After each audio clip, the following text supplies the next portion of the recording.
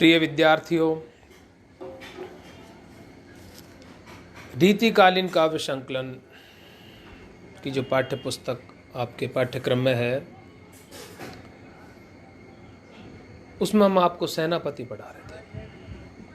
सेनापति के जीवन वृत्ति के बारे में, उनके कवित्व, कृतित्व, व्यक्तित्व के बारे में हमने आपको बताया। उनके कुछ छंदों की व्याख्या कल हमने आपसे सम्मुख प्रस्तुत की। उनका ऋतु वर्णन, श्री राम की आराधना, भक्ति साधना, पावस ऋतु का वर्णन, चातुर्मास्य का वर्णन कि किस प्रकार सावन के बादल घिराते हैं।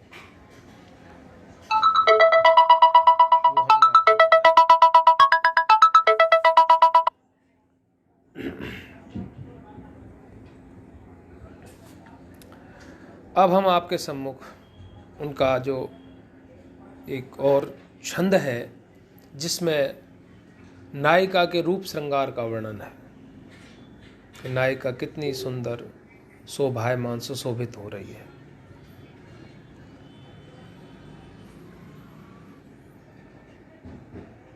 काहे को श्रृंगार बिगाड़त है आली मेरी, तेरे तो अंग बिना ही श्रृंगार के श्रृंगारे हैं। रीतिकालीन काव्य में ये एक पंक्ति प्रचलित थी कि नायिका के अंग सौंदर्य इतना है कि उनको किसी आभूषण की आवश्यकता नहीं है, श्रृंगार की आवश्यकता नहीं है।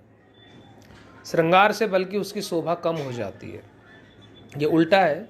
केशवदास के यहाँ तो श्रृंगार जरूरी है क्योंकि अलंकार प्रिय हैं वो, नक्शिक वर्णन में बहुत ही महारथी हैं। और वो कहते हैं कि जदपि सुजात सुलक्षणी, सुवर्ण सरस सुव्रत भूषण बिन बिराजहि, कविता वनिता मित। वहाँ तो कविता वनिता मित जो भी है उसके लिए आभूषण आवश्यक है।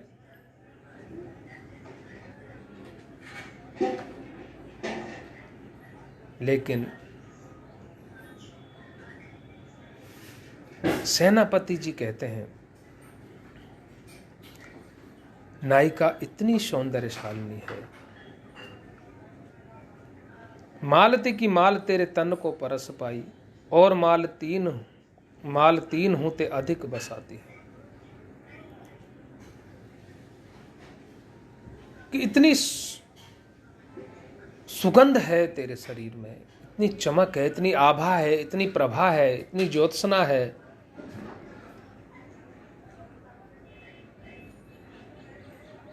कि मालती की माल जब तुझे स्पर्श करती है, अर्थात जब तुम मालती की माला धारण करती हो, जो मालती की माला तेरे तन को स्पर्श कर गई, गले को स्पर्श कर गई, वो और मालतीन की माला जो है उनसे अधिक सुंदर लगती है, उनसे अधिक शोभायमान होती है, उनसे अधिक सुगंधित रहती है, उसकी शोभा बढ़ जाती है। यानी कि मालती की माला से नायिका की शोभा नहीं बढ़ रही है, बल्कि उसके तन के स्पर्श पा करके और वो द्विगुणित सौंदर्यशालिनी हो गई। सोने ते स्वरूप तेरे तन को अनूप रूप, तेरे तन की, तेरे बदन की जो आभा है, जो कांति है, वो स्वर्ण कांति से भी अधिक सौंदर्य है, अधिक सुंदर है, अधिक रूपवान है। सोने से भी ज्यादा स्वरूप तेरे तन की अनुपम कांति है।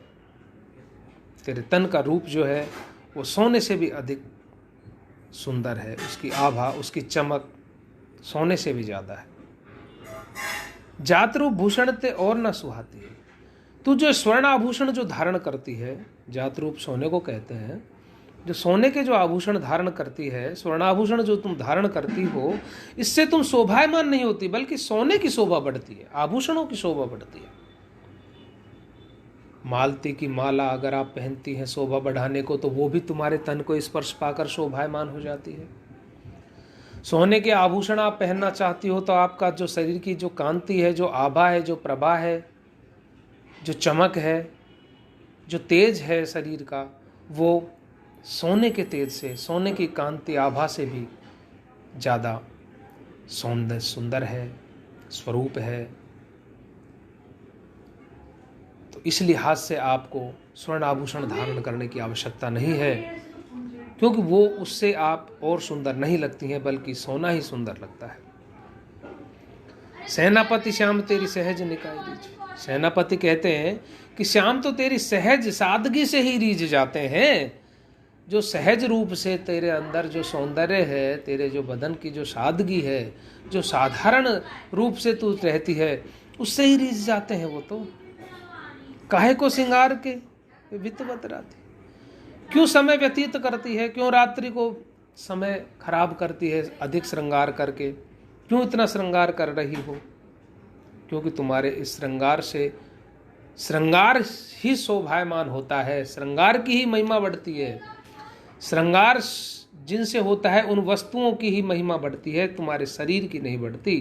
तो क्यों अपना समय व्यतीत करती हो, क्यों रात्रि को व्यतीत करती हो?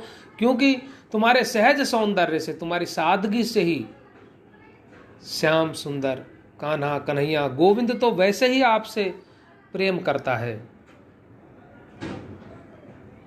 फिर आप काहे को अपना श्रृंगार बिगाड़ रही हैं? क्यों अपनी रात को खराब कर रही हो? क्योंकि श्याम तो तुम्हारे सहज सौंदर्य से ही आकर्षित हो जाते हैं। प्यारी को भूषण ओ भूषण के तन तेरो। हे प्यारी, कि भूषणों का भी भूषण, आभूषणों का भी आभूषण है तेरा ये जो तन है, जो तेरा सौंदर्य है, जो तेरी आभा है, जो तेरे तन की जो चांदनी है, जो रूप सौंदर्य है, जो सहज तेरे अंगों का आकर्षण है, जो प्रभामंडल तेरे चेहरे के आसपास है, वो भूषणों का भी भूषण है। तेरे अंग अंग नग जगमगे दीप सिकासी दे, दिए बढ़ायो हुई रहे बड़े उजेरोगे। जैसी नायिका बिहारी की है वैसी ही नायिका सेनापति की है कि अंग अंग नग जगमगे, तेरे अंग अंग में ही नग जगमगा रहे हैं, मोती जगमगा रहे हैं, उससे प्रकाश निकल रहा है। अंधेरा होने पर भी घर में उजाला रहता है। तो इतना सौंदर्यशाली लीन तेरा जो बदन है, तो उसमें आभूषण से, आभूषण जो है, आभूषणों से तो तुम्हारा जो शरीर है वो और ज़्यादा खराब हो रहा है। आभूषणों की शोभा बढ़ रही है, शरीर की शोभा नहीं बढ़ रही, इसलिए आभूषणों की आवश्यकता नहीं है। क्योंकि श्याम सुंदर तो तुम्हारी सहज निकाय से ही रीझ गए हैं, सहज सादगी से ही रीझते हैं, तुम्हारे साधारण स्वरूप से ही रीझ जाते हैं। तेरी ये सुबास और बास बास बासी, तेरे जो शरीर की जो सुगंध आ रही है ना, वही सुगंध है। उसके सम्मुख और जो सुगंध है वो तो बासी प्रतीत होती है, हल्की प्रतीत होती है। तो यहाँ पर तन के सौंदर्य को अधिक महत्व दिया है अलंकार प्रियता से सेनापति जी ने, जो कि बहुत बड़ी बात है, क्योंकि ज़्यादातर अलंकार प्रियता रीतिकालीन का काव्य का वर्ण विषय रहा है, जहाँ अलंकारों को महत्व दिया है। यहाँ पर तन की सुंदरता को अलंकारों से भी अधिक महत्व दिया है। प्रकृति चित्रण में ऋतुराज बसंत का भी वो चित्रण करते हैं, जिस प्रकार से सावन के बादल घटाटोप होकर के पूरे अंबर को घेर लेते हैं, अंधेरा हो जाता है, लगता है कि सूर्य जो है वो कहीं चले गए हैं, छुप गए हैं। वैसा ही इन्होंने वर्णन किया है ऋतुराज बसंत का, ऋतुओं का राजा। जिस प्रकार से राजा का वैभव होता है, राजा जिस प्रकार वैभवशाली होता है, वैसे ही बसंत भी ऋतुओं का राजा है, उसका वैभव भी वैसा ही है। वैसा ही वो छत्र धारण करता है, वैसे ही उसकी वृंदावली गाई जाती है, वैसे ही उसकी चतुरंगनी सेना होती है, वैसा ही उसका साम्राज्य होता है। उसका वर्णन है कि बरन बरन तरु फूले उपवन बन, नाना प्रकार के विभिन्न रंगों के उस उपवनों में फूल खिल रहे हैं। तो ऐसा लगता है कि ये अनेक अनेक प्रजाति के जो फूल हैं, भिन्न भिन्न प्रकार के, वो जिस प्रकार से उमंग में खिल रहे हैं, जैसे कोई चतुरंगनी सेना किसी राजा की लहलहा रही हो और किसी युद्ध की तैयारी हो, तो वही ऋतुराज की बसंत की चतुरंगिणी सेना है। वही चतुरंगिणी सेना का दल जो है ऋतुराज के साथ है कि नाना प्रकार के, नाना रंगों के वृक्षों पर नाना प्रकार के फूल खिल रहे हैं। बंदी जी में बोलत बिरद वीर को, जैसे बंदी वृद्धावली गाते हैं राजा महाराजाओं की, वैसे ही कोयल जो है वृद्धावली गा रही है। गुंजत मधुप गान गुन गनियत, भंवरे गुंजा रहे हैं, गुंजायमान हो रहे हैं। भंवरों की गुंजार चारों तरफ फैल रही है, मानो उनके गुणों को कोई बखान कर रहे हों कवि। आवे आसपास पुहपन की सुबास, फूलों की सुगंध चारों तरफ फैल रही है। जैसे राज दरबार में चारों तरफ सुगंध फैली रहती है, राज दरबार की जो शोभा होती है, वैसी ही सौंदे के सुगंध माँ जैसा निशाई रही है। शोभा को समाज, चारों तरफ शोभा का समाज है। सेनापति सुख साज, सेनापति कहते हैं कि सुख की साज, जिस प्रकार से राजा चारों तरफ से शोभायमान होता है, सुख की सेज पर सोता है, उसका राज दरबार जो सजा रहता है, वैसा ही आज बसंत ऋतु का साज सज रहा है। और कवि सेनापति कहते हैं कि इसी सुख साज के साथ आवत बसंत ऋतुराज कहिए। बसंत आ रहा है ऋतुराज के रूप में, उन्हें ऋतुराज कहते हैं, ऋतु के राजा कहते हैं, ऋतुओं के राजा कहते हैं। अब आपको हम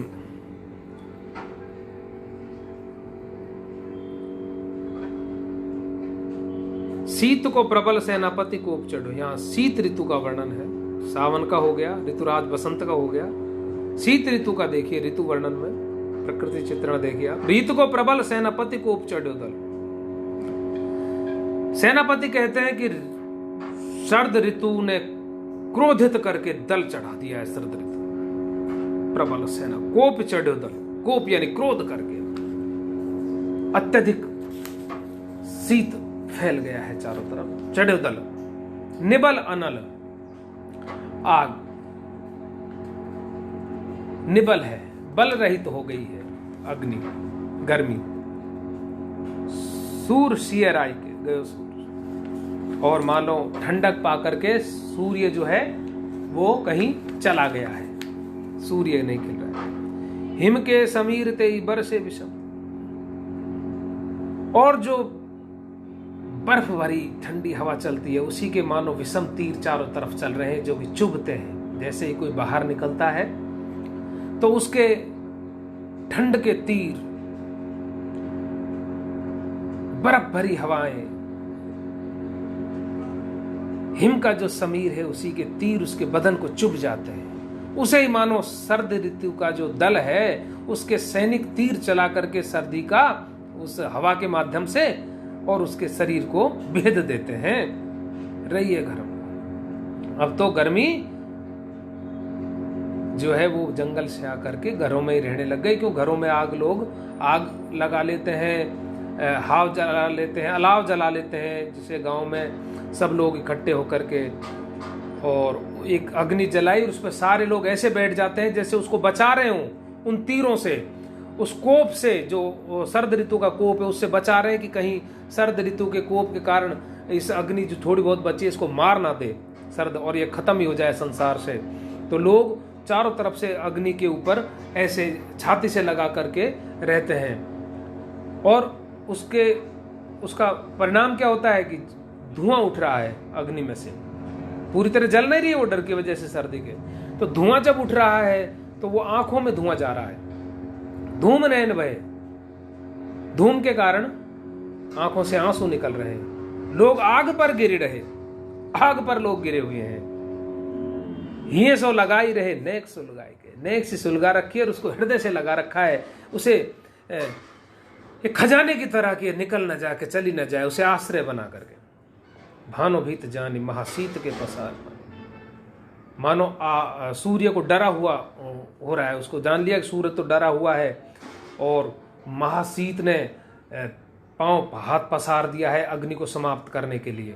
सूर्य तो है नहीं जो रक्षा कर पाए अग्नि की, इसीलिए छतिया की छाए राखे पावक छिपाई गए। इसीलिए लोगों ने आग को अपनी छाती के आगे छिपा के रखा हुआ है कि भाई शरद ऋतु आकर के इसे समाप्त न कर दे, क्योंकि जो सूर्य रक्षक था वो ही डर की वजह से छिप गया है। देखिए शरद ऋतु का कितना सुंदर वर्णन है। नाई का सौंदर्य, प्रकृति चित्रण, ऋतु वर्णन, राम की आराधना, भक्ति भावना। अब यहां हम आपको एक नायिका की चितवन से किस प्रकार जो है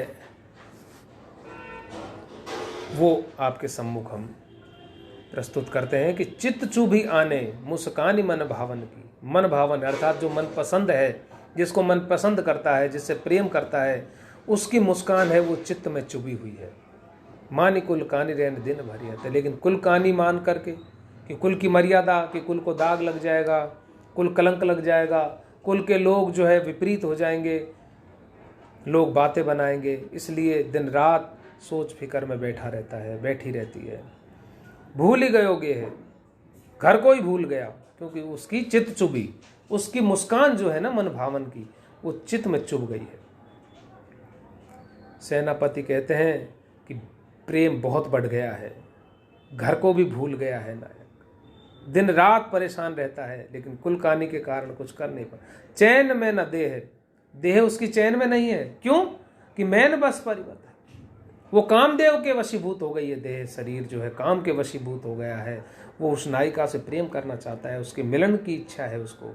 लोग उत्पाती, लोग तो बहुत ही उत्पाती हैं, कानाबाती, कानाफूसी करते हैं, इधर उधर की बातें करते हैं उनके बारे में, बहुत ही घाती लोग हैं। जब गली बाकी नेक पाँव धरियत, अगर उसकी गली में थोड़ा सा पैर भी कभी पड़ जाए, गलती से भूले से उधर निकल जाए, तो लोग बातें बनाने लग जाते हैं कि तो इसी की वजह से जा रहा है। तो कुल कहानी के कारण वह घर में ही बैठा रहता है नायक।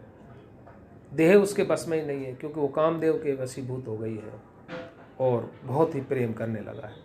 लेकिन लोग उत्पाती हैं, कानाफूसी करते रहते हैं।